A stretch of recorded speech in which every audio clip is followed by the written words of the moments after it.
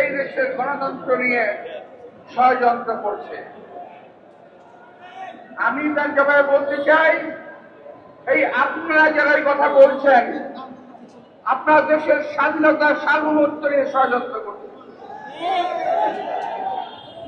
এই দেশের স্বাধীনতা বিএনপি নেতা শহীদ রাষ্ট্রপতি জিয়াউর রহমান সাহেবের নেতৃত্বে হয়েছিল।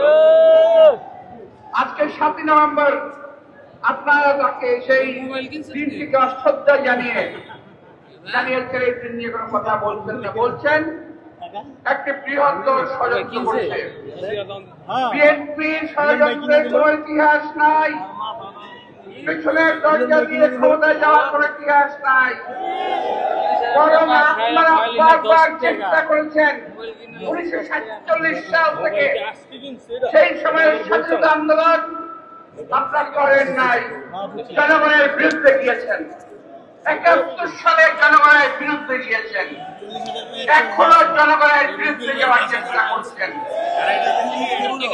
বিএনপি খুব শান্ত ভদ্র হিসেবে আমরা বলেছিলাম এই সরকারকে আমরা সহযোগিতা করব, আমরা বরাবর সহযোগিতা করে যাচ্ছি। আপনারা যদি আমাদের এই নম্রতাকে, এই ভদ্রতাকে, যে দুর্বলতা যদি থাকেন, প্রকাশ সঙ্গে বসবাস করছেন। বিএনপি যদি মাঠে নামে আপনাদেরকে দেশের খাওয়ার জন্য খুঁজে পাওয়া যাবে না। আমরা বলে দিচ্ছি, আমরা হুঁশিয়ার করে দিচ্ছি, ষড়যন্ত্র থেকে সাবধান থাকেন। সনদ নিয়ে কি হয়েছে এ বিষয়ে আমাদের নেতা ইসলাম সাহেব বলবেন। আমি বললে সময় নষ্ট হবে, আমি বলতে চাই না। অনেকে লম্বা লম্বা কথা বলছে সনদ নিয়ে, আমরা বারবার এটাকে মানতে চেয়েছি, কিন্তু আপনারা একটা না একটা খুঁত ধরছেন এবং এটাকে নষ্ট করার চেষ্টা করছেন। এই সমস্ত অপকর্ম বাদ দেন।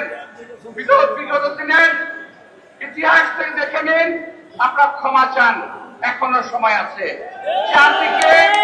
জাতিকে আর বিভ্রান্ত করার চেষ্টা করবেন না। আপনাদের সবাইকে আন্তরিক ধন্যবাদ এবং শুভেচ্ছা জানিয়ে বক্তব্য শেষ করছি। খোদা হাফেজ।